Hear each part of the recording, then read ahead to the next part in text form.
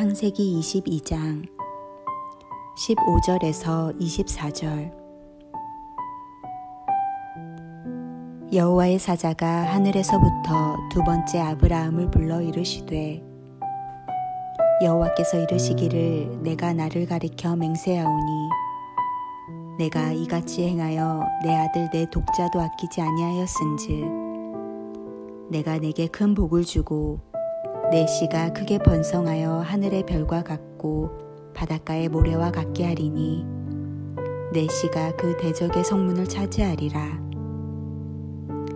또 내 씨로 말미암아 천하 만민이 복을 받으리니 이는 내가 나의 말을 준행하였음이니라 하셨다 하니라. 이에 아브라함이 그의 종들에게로 돌아가서 함께 떠나 브에셀바에 이르러 거기 거주하였더라.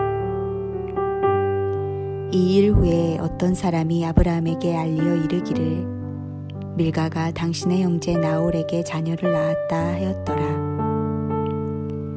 그의 맏아들은 우스요, 우스의 형제는 부스와 아람의 아버지 그무엘과 게셋과 하소와 빌다스와 이들랍과 브르드엘이라. 이 8사람은 아브라함의 형제 나홀의 아내 밀가의 소생이며 브드엘은 리브가를 낳았고 나홀의 첩 루우마라 하는 자도 데바와 가함과 다하스와 마아가를 낳았더라.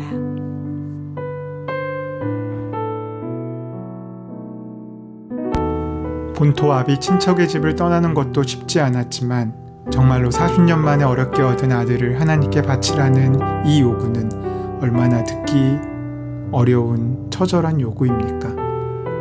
그러나 말씀을 들여다보십시오. 하나님이 아브라함을 시험하시려고 부르셨다고 성경은 기록하고 있습니다.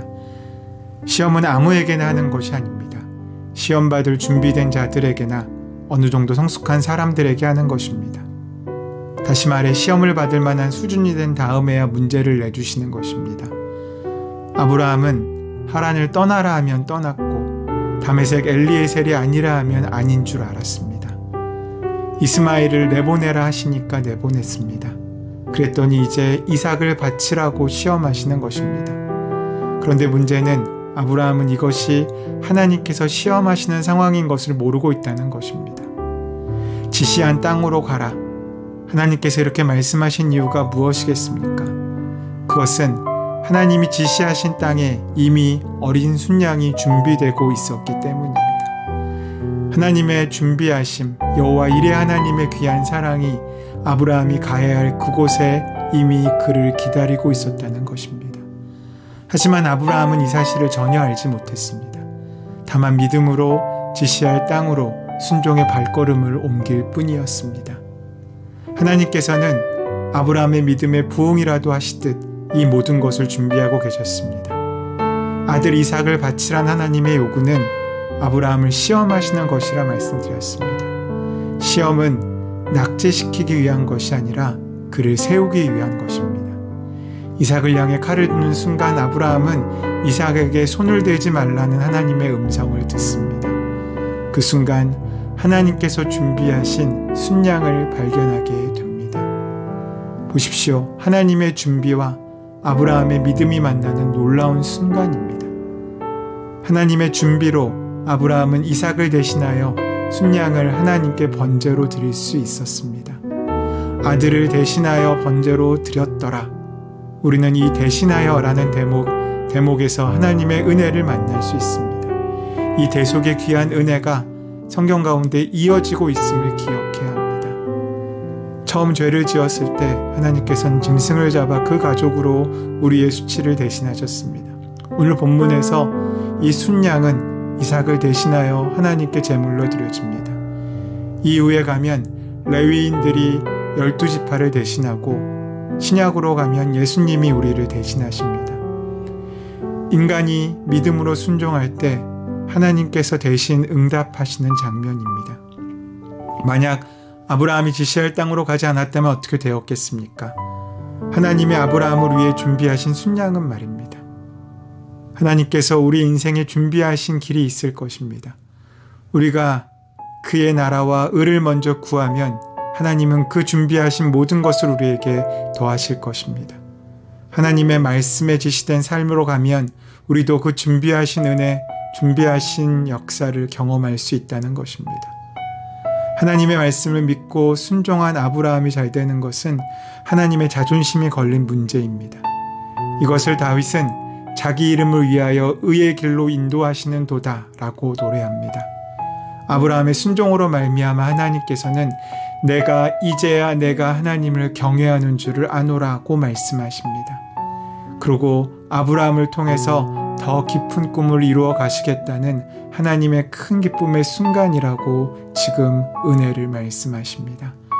16절부터 18절까지 말씀을 보십시오. 이르시되 여호와께서 이르시기를 내가 나를 가리켜 맹세하노니 내가 이같이 행하여 내 아들 내 독자도 아끼지 아니하였은즉 내가 내게 큰 복을 주고 내 씨가 크게 변성하여 하늘의 별과 같고 바닷가의 모래와 같게 하리니 내 씨가 그 대적의 성문을 차지하리라.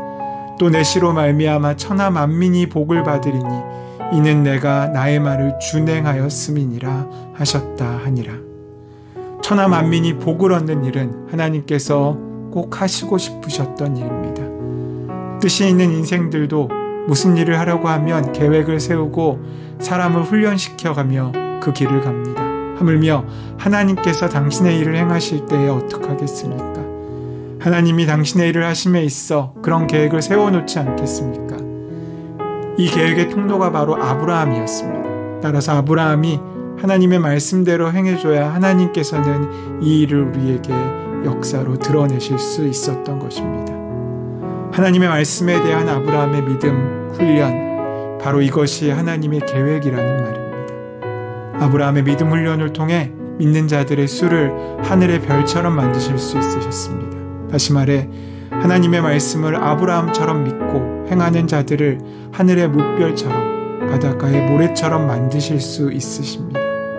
아브라함처럼 하나님을 믿는 자들, 요구하시는 분에게 집중하는 사람, 말씀을 믿고 그대로 행하는 자들, 이들을 하늘의 별과 바다의 모래같이 하시겠다는 것, 이것이 바로 하나님의 꿈이시며 그 꿈이 오늘 아브라함을 통해 현실화되고 있는 것입니다.